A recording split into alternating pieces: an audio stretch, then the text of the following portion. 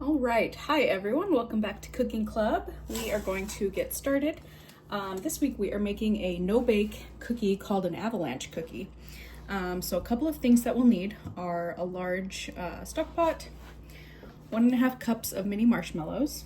You will need 2/3 of a cup of peanut butter. So I've got 1/3 scooped here, and then I'm going to scoop out another third.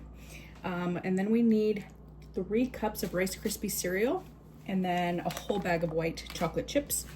A couple of other things. You will want to prepare a baking sheet with parchment paper, like what I've done here, so that you can scoop right from your baking dish to, your stock pot right to your cookie sheet, and then everything can cool and start to harden. So it's a pretty easy recipe. What we're gonna do is start on maybe like a low to medium heat, maybe a 4. Chocolate, especially white chocolate, we have to be very careful because it can burn so quickly. So we want to stir it constantly when we're doing this, but we don't want to go too high on the heat initially because it just kind of turns into a chunky, weird texture.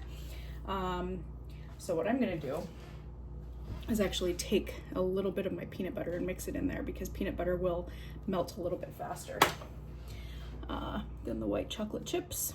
But you can see on the bottom, it's already starting to melt. So I'm just gonna start mixing this around, see if I can angle you guys down a little bit more. And we don't want to go, like I was saying, you don't want to go too hot too quickly, because you can shock the chocolate and it gets very temperamental, and that's when it turns into a big chunky glob. So very similar to regular no-bake cookies or Rice Krispie treats. We're melting everything first and adding in the Rice Krispie cereal last.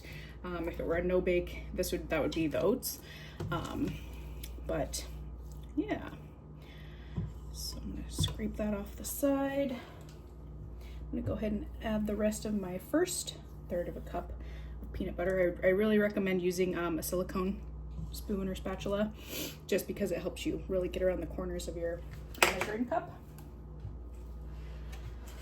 So my second third, just scooping in there.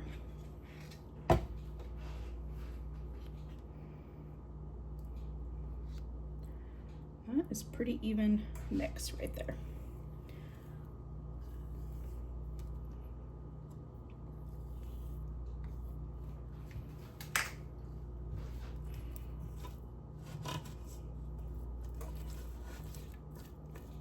And then I'm going to kind of clear some space. Another helpful tool if you have a cookie scoop. This one is a 2 tablespoon cookie scoop. Very handy when it comes to scooping, but you can also just use a cereal spoon. That's totally fine. So with my heat on a 4 right now, everything is getting really nice and melty. And like I said, I think the peanut butter, mixing it in there, it has kind of those oils and fats that helps it melt a little bit better with the white chocolate.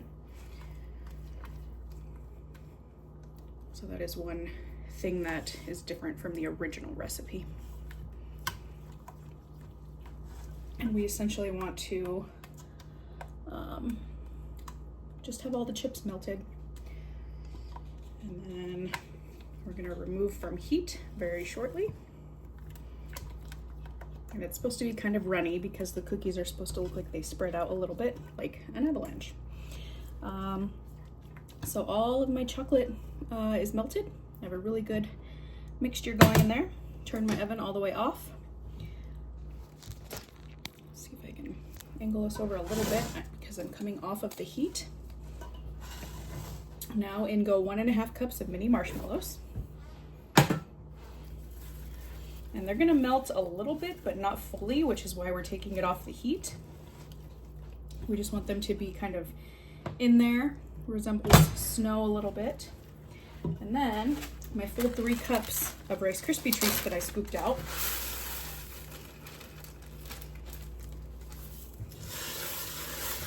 So we're just mixing that all up.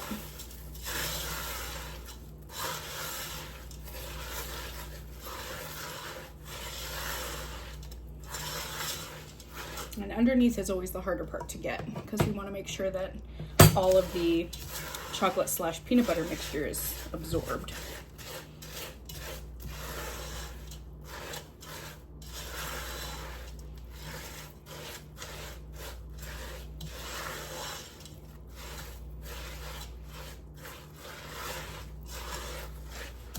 Right, I think everything is mixed in quite well. Shift over a little bit. So on to the scooping part. I'm going to take my cookie scoop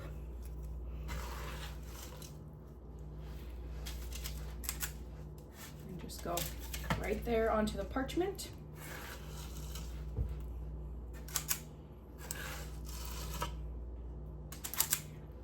See, that one looks more like an avalanche. That one's not perfectly round.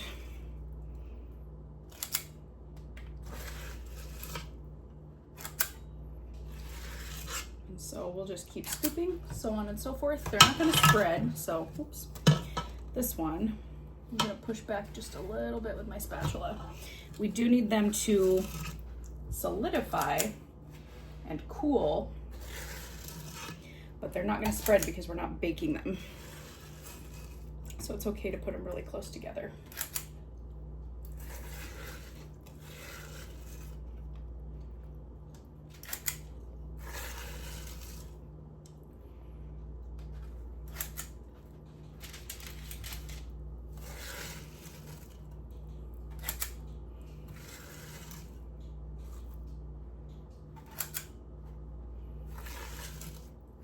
And I might need another sheet of parchment paper.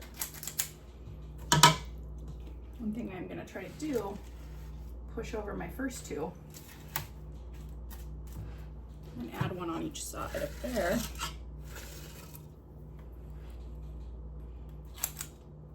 Perfect.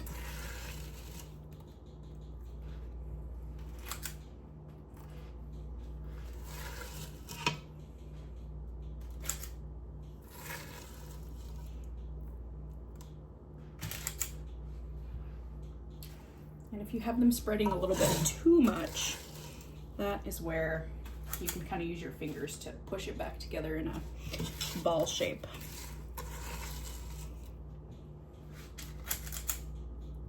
I might be able to fit a couple more in a few spots.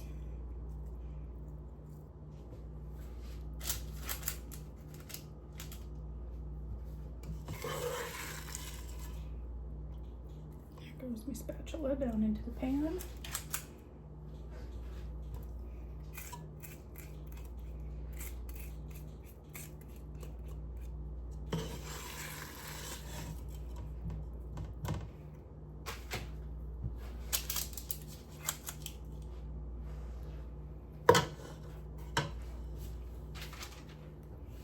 Similar to what I did earlier, I'm just going to kind of push over a little bit and make some more space.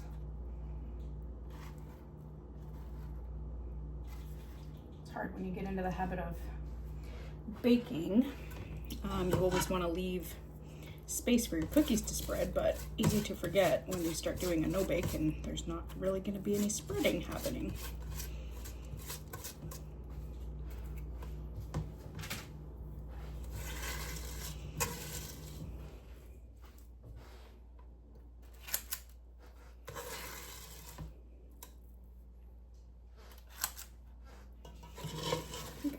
Perfect amount for one last cookie.